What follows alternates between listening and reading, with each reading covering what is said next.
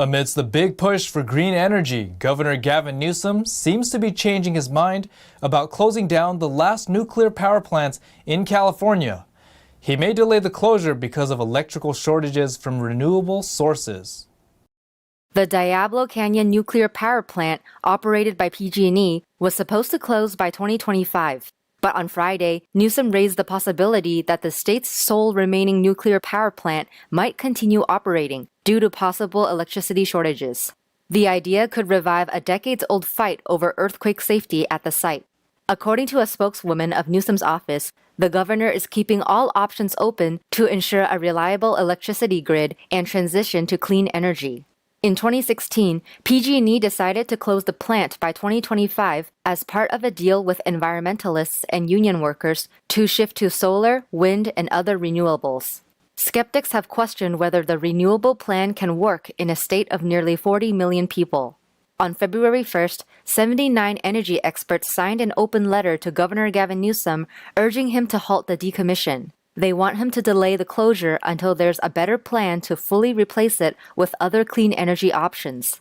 PG&E initially proposed to do starting around 2008, which is run the plant at least till 2045. The plant is designed to last a century, and to turn it off in 2025 is really criminal.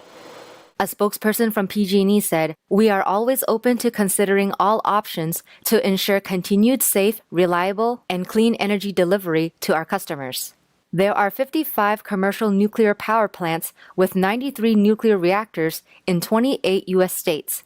Nuclear power already provides about 20% of electricity in the U.S. These plants account for about half of the nation's carbon-free energy. With so little mountain snow, lush lawns and gardens flush with vegetation could be a thing of the past in Southern California. The Water District plans to adopt emergency restrictions to address potential water shortages.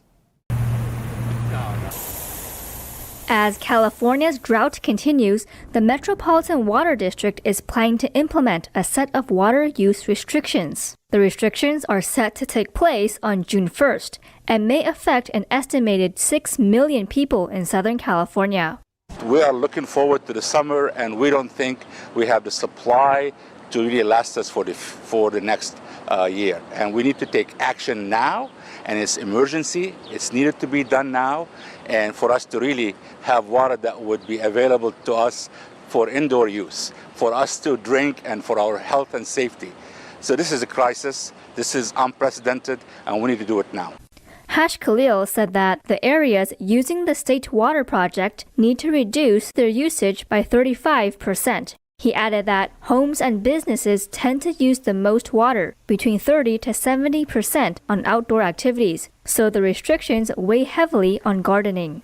So first thing I will tell people, the first thing, turn your sprinklers off. And if you need to turn them on one day a week, do it. But if you can sacrifice, do it. The water shortage comes mainly from lower than average snow levels in the Sierra Nevada mountain region of Northern California. Snowmelt from the mountains feeds the State Water Project, which is the state's main water storage and delivery system. This year, California had the driest January, February, and March in recorded history. The snowpack went from 165% of normal in December down to 35% of normal in April. Hash Khalil says there's a $2,000 fine for people who don't comply with the upcoming restrictions, but not everyone said they will comply. Orange County Water District, which provides water for over 2.5 million people, said it will not mandate the outdoor water usage restrictions. I don't want to get there, but we may get to a day when you can turn the tap and there's no water coming out. That's not where we want to get to. If conditions don't get better, water authorities say they might ban all watering by September. California extended Medi-Cal health care coverage to more than 185,000 residents 50 years and older, regardless of their immigration status, which started May 1st.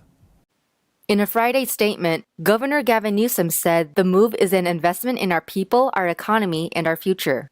This Medi-Cal coverage extension was part of Assembly Bill 133, which was voted into law in July 2021. It comes after Newsom's proposal to expand health care to low-income residents and address health disparities and inequities, especially among populations of color during the COVID-19 pandemic. Medi-Cal currently provides low-income individuals under the age of 25 or above the age of 65, pregnant women, and those with disabilities with free or low-cost medical and dental care. Until recently, Medi-Cal was only available for U.S. citizens in the state, except for refugees staying in the country temporarily. Looking forward, Newsom has also proposed to expand Medi-Cal coverage to about 700,000 people ages 26 to 49, regardless of their immigration status, by January 2024. Last month, a rookie police officer was found dead in his home. Now, Bay Area police say they identified the cause of death. Here's more on that story. 24-year-old Dejon Packer was found unresponsive on March 13th during a welfare check at his Milpitas home. Santa Clara County Medical Examiner's Office said on Saturday that Packer died from fentanyl toxicity. Milpitas police are continuing the investigation into the details surrounding Packer's death. San Jose Police Chief Anthony Mata said in a statement that his department is cooperating with Milpitas police in the investigation. He said, "We need to be mindful of the fact that we're not immune to issues that plague society, in this case, substance abuse." Mata added, "Any allegation of illegal drug use by a San Jose police officer is concerning. There are no free passes for police officers, and we will not make excuses." Packer was a star running back at San Jose State University before becoming a police officer. With anyone being able to use modern technology nowadays, youth are both a vulnerable population. The FBI recently warned parents about an increase in online predators targeting teenage boys in what they call sexploitation. The Los Angeles and San Diego divisions of the FBI warned parents and caregivers on April 28th about an increase in sextortion incidents involving children, especially teenage boys. The agency said they received an increasing number of reports of adults posing as young girls. These adults coerce boys through social media to produce sexual images and videos, and then use those to blackmail them, often for money. The FBI said this illegal scheme is becoming more prevalent now. The predator uses deception and manipulation to convince young males, who are usually 14 to 17 years old. The offender would then secretly record the content. The FBI has previously said that any child can be a victim, whether they're on the honor roll or a star athlete. Once the offender gets a single image of a child, typically they'll use that image to coerce the child to produce more and more under threats of sending that image to friends at school, names on a contact list, or even the parents.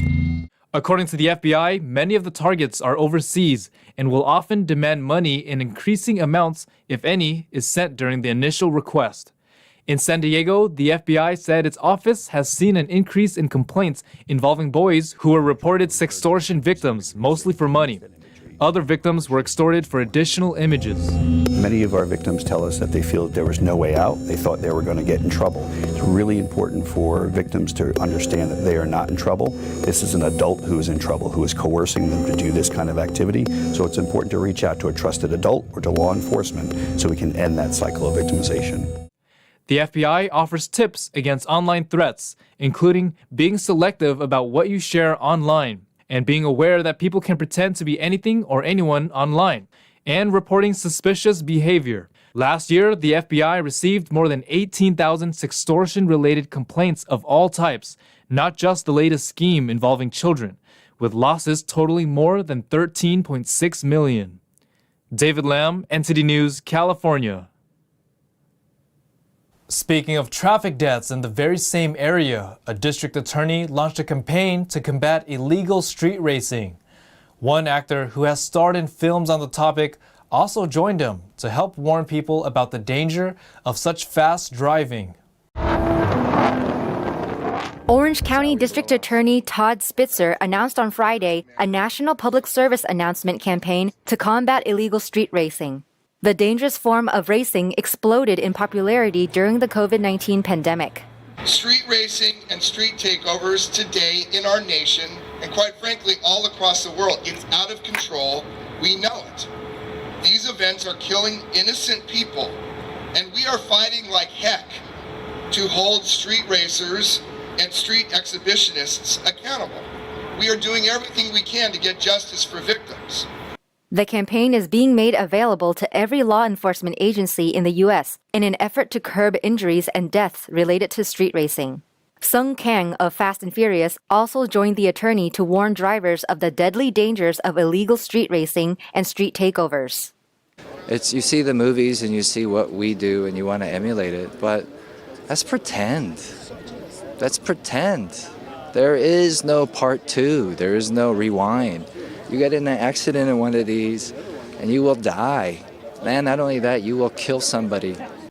Others joined to raise awareness. Lily Puckett, founder of the nonprofit Street Racing Kills, hopes to educate young people on the reality of street racing. In 2014, her 16-year-old daughter died in a crash while riding as a passenger in a street racer's car.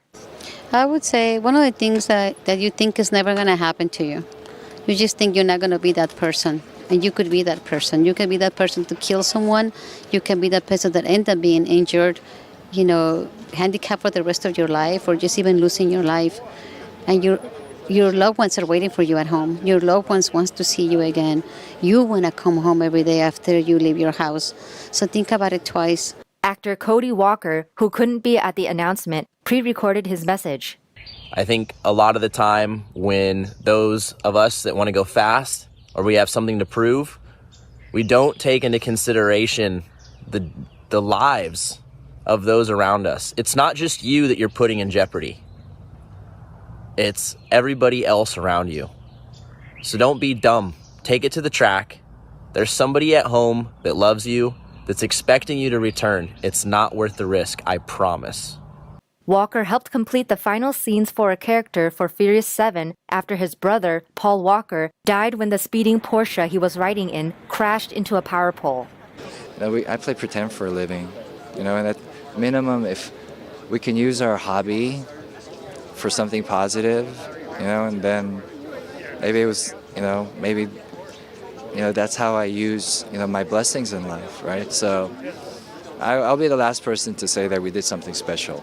The Orange County District Attorney's Office joined 10 other Orange County law enforcement agencies, including the California Highway Patrol, to form strategic traffic enforcement against racing and reckless driving to crack down on illegal street racing.